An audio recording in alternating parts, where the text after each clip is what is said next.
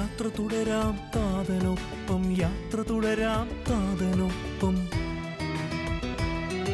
ഇവാനിയൻ ധ്യാനയാത്ര, പാദാനുയാത്ര. തൻ്റെ ഭവനത്തിലുള്ളവർക്ക് കൃത്യസമയത്ത് ഭക്ഷണം കൊടുക്കുവാൻ യജമാനൻ നിയോഗിച്ച വിശ്വസ്തനും വിവേകിയുമായ ഭൃത്യൻ ആരാണ്? വിശുദ്ധ മത്തായി ശ്ലീഹായുടെ സുവിശേഷം 24 അധ്യായം 45 തിരുവചനം. ബദനി സന്യാസ സമൂഹങ്ങളുടെ സ്ഥാപകനും മലങ്കര സഭയുടെ ശില്പിയുമായ മാർ ഇവാനിയോസ് അത്തരം ഒരു നിയോഗവുമായി ഭൂമിയിൽ ജന്മമെടുത്ത വ്യക്തിത്വത്തിന് ഉടമയാണ്. മഹാഭാരതത്തിൽ മനോഹരമായ ഒരു കഥയുണ്ട്. കൗരവരും പാണ്ഡവരും തമ്മിൽ യുദ്ധം നടക്കുവാൻ പോവുകയാണ്. ഭഗവാൻ കൃഷ്ണൻ ഒരവസാന ശ്രമമെന്ന നിലയിൽ രണ്ടു കൂട്ടരെയും ഒരു മീറ്റിങ്ങിനായി വിളിക്കുകയാണ്. പാണ്ഡവ പടയിൽ നിന്നും യുധിഷ്ഠിരനും കൗരവ പടയിൽ നിന്നും ദുര്യോധനനുമാണ് ഇതിനായി പങ്കെടുത്തത്. സമാധാന ചർച്ച പരാജയപ്പെടുകയാണ്. അവസാനം ഭഗവാൻ കൃഷ്ണൻ ഒരു നിർദ്ദേശം അവരുടെ മുമ്പിൽ വയ്ക്കുകയാണ്. ഒരു പക്ഷത്ത് ഞാനും മറുപക്ഷത്ത് എൻ്റെ സർവ്വസന്നാഹങ്ങളും ഉണ്ടാകും.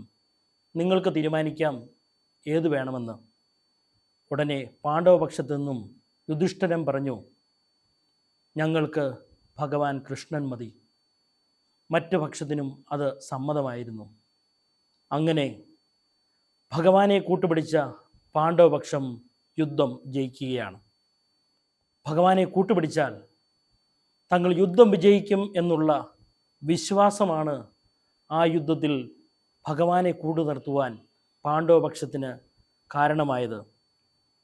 അതുപോലെ തന്നെ ദൈവത്തെ മാത്രം കൂട്ടുപിടിച്ചുകൊണ്ട് സത്യത്തിനു വേണ്ടി ഇറങ്ങിത്തിരിച്ച മലങ്കര സഭയിലെ യുധിഷ്ഠിരനാണ് മാർ ഇവാനിയോസ് പിതാവ്. സകലതും ഉപേക്ഷിച്ച് മുണ്ടമ്മല വിട്ടിറങ്ങുന്ന പിതാവിനോട് ഇനിയും എന്ത് എന്ന് മറ്റുള്ളവരുടെ ചോദ്യത്തിന്, അപ്പാ തീയും വിറകുമുണ്ടല്ലോ, ബലിക്കുള്ള കുഞ്ഞാടെവിടെ എന്ന പഴയ നിയമത്തിലെ ഒരു പുത്രൻ്റെ പിതാവിനോടുള്ള ചോദ്യത്തോട് സമമാവുകയാണ്. അപ്പോൾ അപ്പൻ്റെ ഉത്തരം ഇതായിരുന്നു, ദൈവം നോക്കിക്കൊള്ളും, ദൈവം കാത്തുകൊള്ളും. അതെ, മാർ ഇവാനിയോസ് പിതാവിൻ്റെയും ജീവിതത്തിൽ ഈ ഒരു ഉത്തരമായിരുന്നു എന്നുമുള്ളത്. ദൈവം കാത്തുകൊള്ളും, ദൈവം നോക്കിക്കൊള്ളും.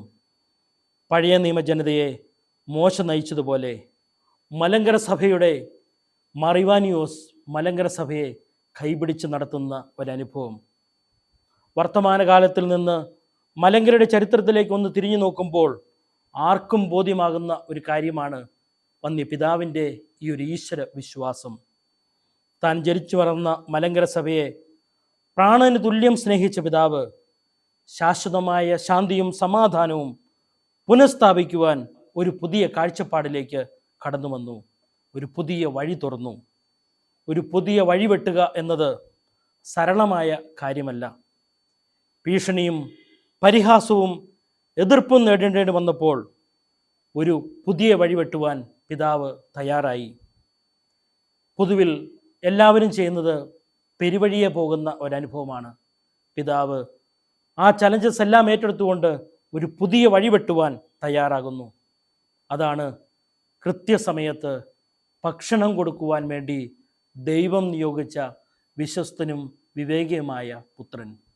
ആ വന്യപിതാവിൻ്റെ കാൽപ്പാടുകളെ പിഞ്ചൊല്ലുന്ന നമുക്കോരോരുത്തർക്കും ആ വന്യപിതാവിൻ്റെ മാതൃകകൾ അതുപോലെ വളരെ സ്വീകാര്യമായ ഒരു കാര്യമാണ്.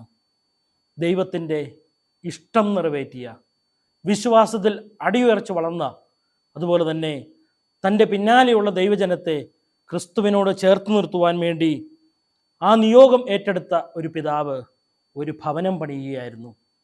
ആ ഭവനത്തിൻ്റെ നാഥനായി ക്രിസ്തുവിനെ പ്രതിഷ്ഠിച്ചു. യഥാർത്ഥത്തിൽ തിരുക്കുടുംബത്തിൻ്റെ പൂർണ്ണതയിലേക്ക് ആ ഭവനത്തെ കൈപിടിച്ച് നടത്തി. ക്രിസ്തുവിനെ അതിൻ്റെ മധ്യത്തിൽ സ്ഥാപിച്ചു.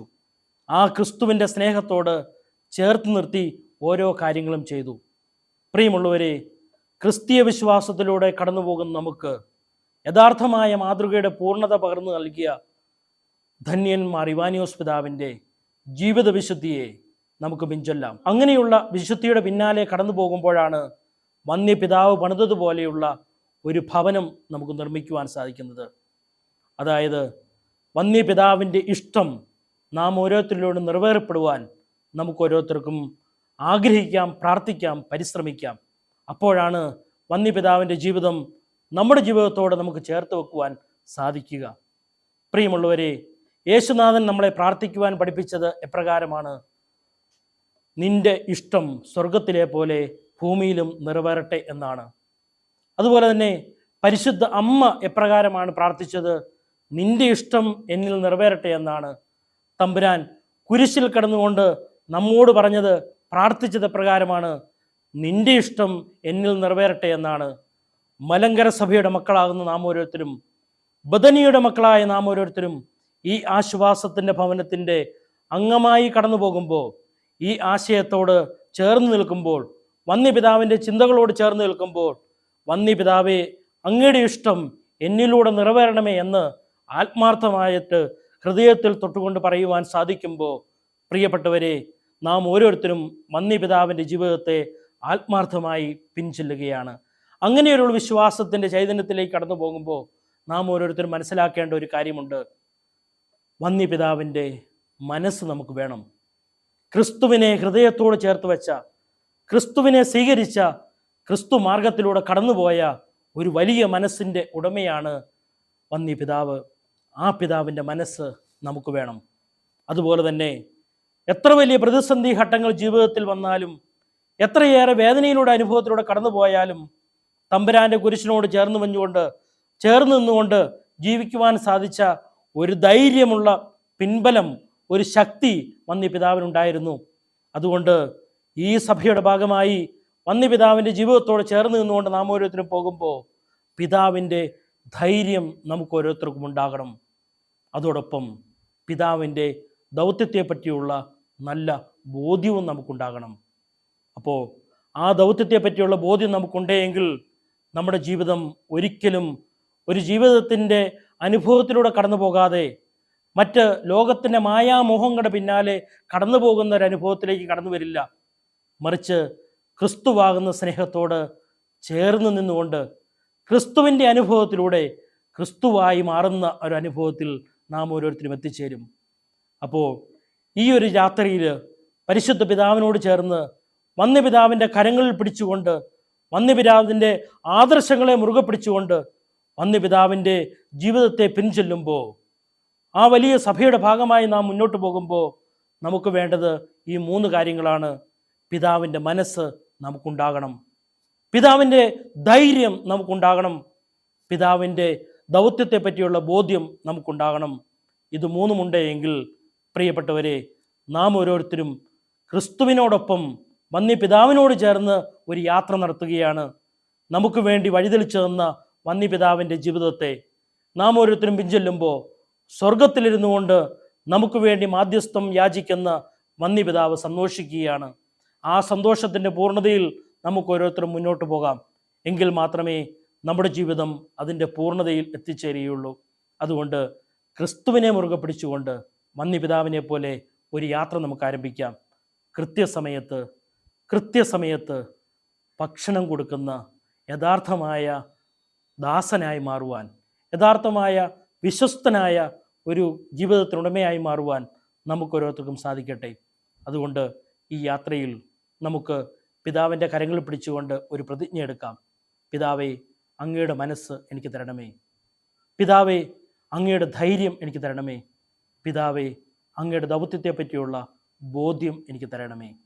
പിതാവിൻ്റെയും പുത്രൻ്റെയും ജീവനുള്ള പരിശുദ്ധ റൂഹായുടെയും തിരുനാമത്തിൽ ആമേൻ.